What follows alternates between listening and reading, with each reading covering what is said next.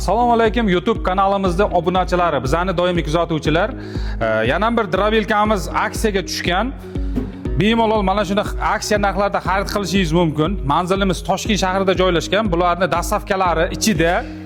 Bularni hozir ishlash jarayonlarini bitta sizlarga ko'rsatishdan oldin bitta motorlari o'zini joylashishini bitta obzorcha kichkinagina qilib o'tib ketaman. Buni motori 4 kilovatlik motor hisoblanadi. Tepasida datchikli. Bular 380 tokka ishlaydigan. Bunaqa modellarimiz noyob hisoblanadi. Kimda 380 tokki mavjud bo'lsa, bemalol olib ishlatish mumkin, chunki buni hozir ishlash jarayonini ko'rasizlar. Juda ham ob'yomni ko'p chiqazadi, qiynalmaydi umuman. Tokni ham ekonom qiladi. 4 kilovatlik motor, mis motor 100%lik. Mana ko'rinishlarni bitta ko'rsataylik. Mana lentasini ham mana inlarni ko'rsataylik mana. Bitta metr berib oling dedi shu to'g'ri. Uzunliklarigacha bitta ko'rsatib o'raylik. Lentani eni, uzunligi. Bitta o'lchab ko'rsatib o'raylik. Tak, lentasini o'zi 28 sm. Общий uzunligini ham bitta o'lchaymiz. Mana общий uzunligini mana qarang. Nechi? 180, 75. 180. Uzunligi 180 modelimiz hisoblanadi. Bu 408 modelimizda 380 ga ishlaydigan varianti.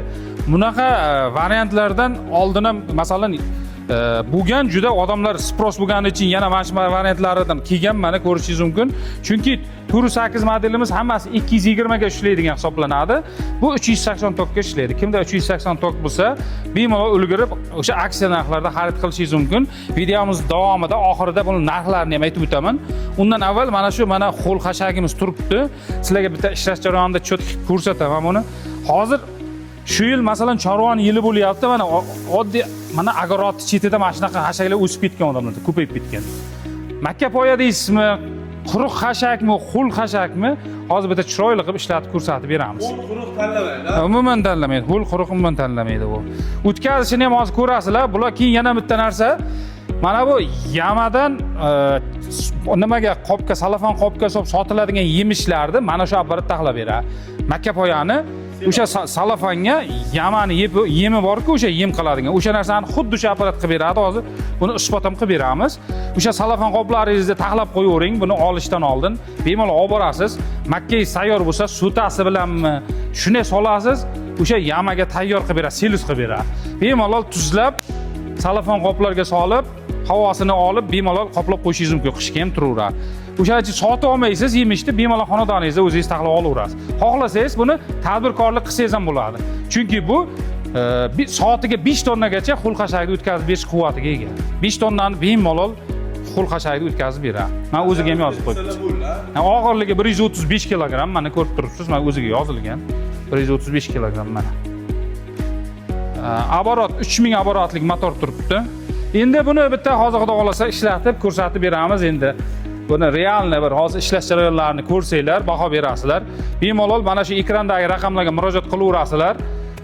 Dastavkalari hammasi ichida narxlarni oxirida aytib o'tamiz.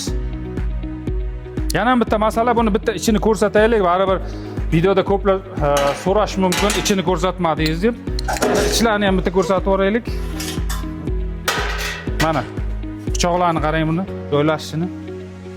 Juda o'tkir tiqli. Mana pichoqlari ham mana inli pichoq hisoblanadi. Bu yoqda mana qancha mana komboy pichoqlari bor, chiqazadigan pichoqlar. 1, 2, 3, 4, 7, 8, 9 qator komboy pichog'i bor. Pichog'ining eni ham sitkaniki bilan bir xil. Mana bu joyda qarang.